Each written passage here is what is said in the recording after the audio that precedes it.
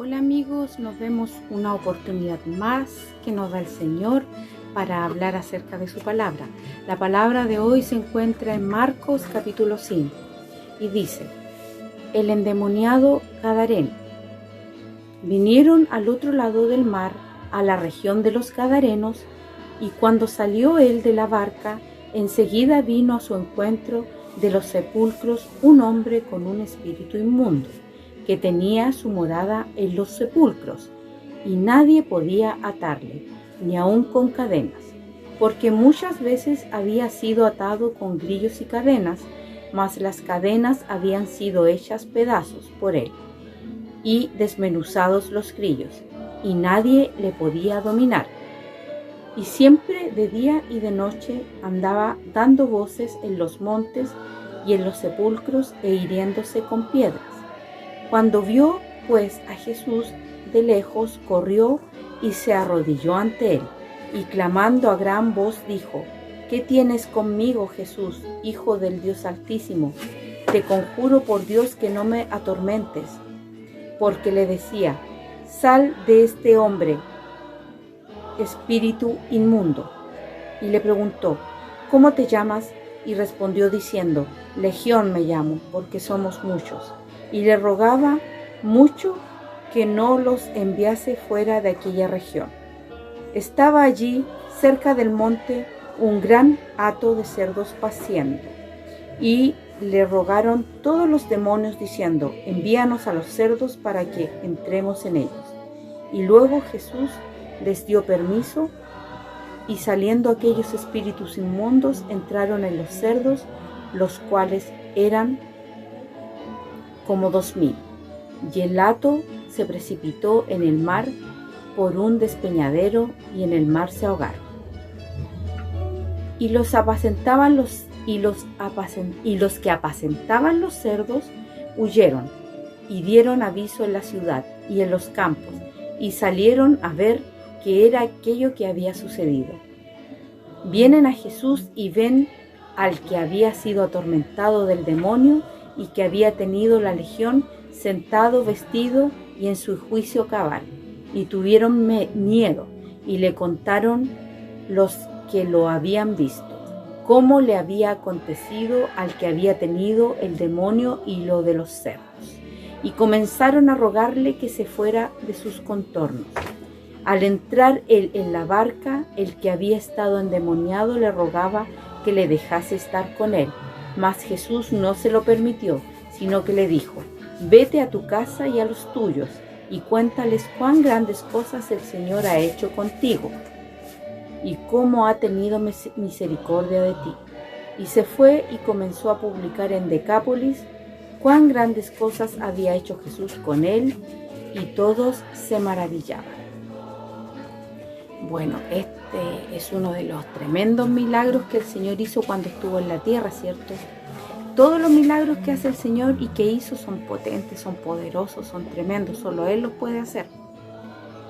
Este hombre, como dice su palabra, vivía atormentado, ¿cierto?, por una legión de demonios. Imagínense lo que significa eso.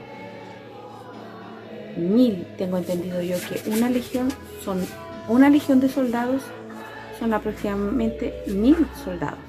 Entonces imagínense todos los demonios que tenía este hombre en su cuerpo, dentro de él, ¿cierto?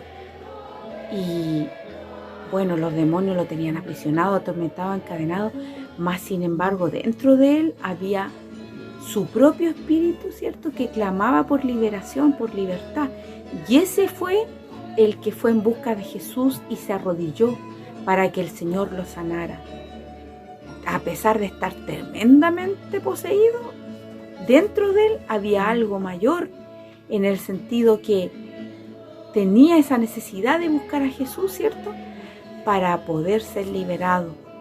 Y el Señor, con su bondad, con su amor, ¿cierto?, apenas este hombre sale a su encuentro, el Señor le sana, lo limpia, lo cura de todo eso, le arranca todo eso de raíz, ¿cierto?, toda esa inmundicia de espíritu inmundo, de demonios, ¿cierto? El Señor libera a este hombre, y inmediatamente, una vez que este hombre es liberado, dice aquí su palabra que vuelve a su juicio cabal y se vuelve a vestir, ¿cierto?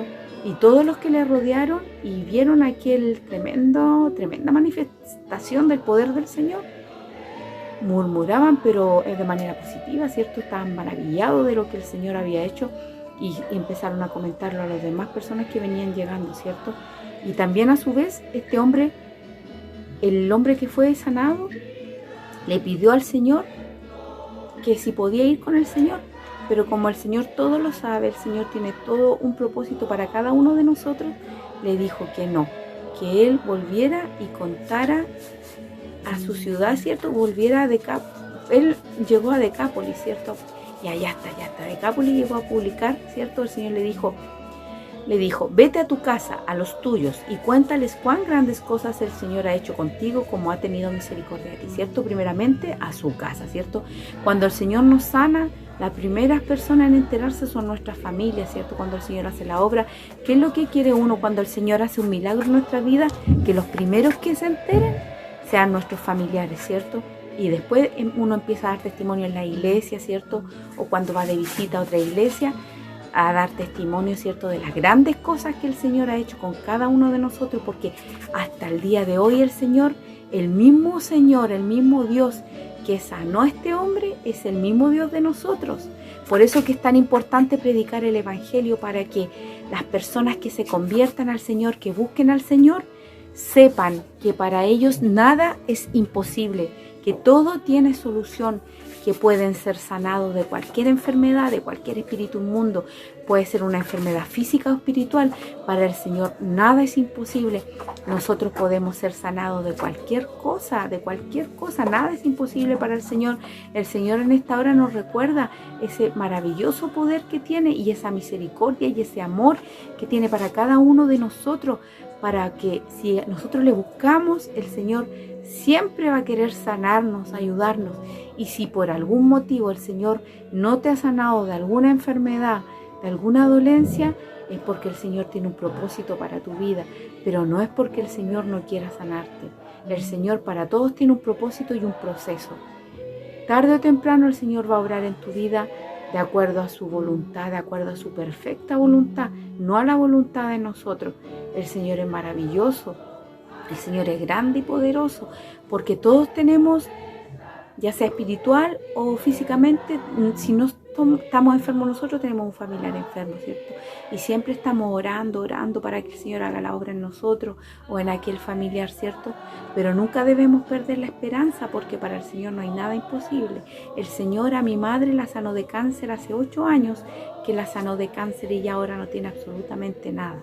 Entonces, ¿qué más grande poder es la manifestación del Señor a través de los milagros, ¿cierto? Y si aún no nos sana de algo, es porque Él lo quiere así, pero para nuestro bien. Aunque no lo encontremos que no tiene sentido, pero sí es para nuestro bien.